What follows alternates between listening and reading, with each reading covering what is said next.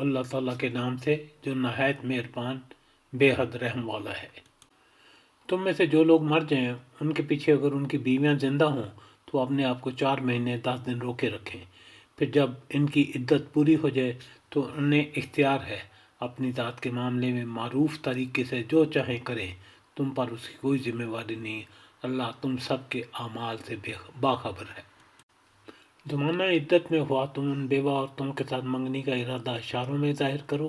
یا دل میں چھپائے رکھو، دونوں صورتوں میں کوئی مذائقہ نہیں، اللہ جانتا ہے کہ ان کا خیال تمہارے دل میں آئے گا ہی، مگر دیکھو خفیہ عہد و پیمان نہ کرنا، اگر کوئی بات کرنی ہے تو معروف طریقے سے کرو، اور عقد نکاح باندھنے کا فیصلہ اس وقت تک نہ کرو جب تک کہ عدت پوری نہ ہو جائے، خوب سمجھ لو کہ اللہ تمہارے دلوں کا حال جانتا ہے، لہذا اس سے ڈرو، اور یہ بھی جان لو کہ اللہ بردبار ہے، چھوٹی چھوٹی باتوں سے درگزر فرماتا ہے۔ تم پر کچھ گناہ نہیں اگر اپنی تم عورتوں کو طلاق دے دو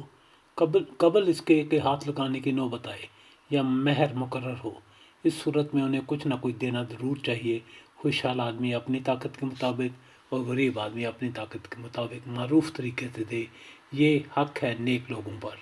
اور اگر تم نے ہاتھ لگانے سے پہلے طلاق دی ہے لیکن مہر مقرر کیا جا چکا ہے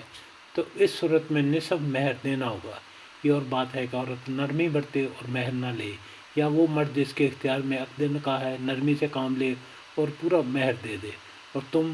یعنی مرد نرمی سے کام لو، تو یہ تقوی سے زیادہ مناسبت رکھتا ہے۔ آپس کے معاملات میں فیاضی کو نہ بھولو، اور تمہارے اعمال کو اللہ تعالیٰ دیکھ رہا ہے۔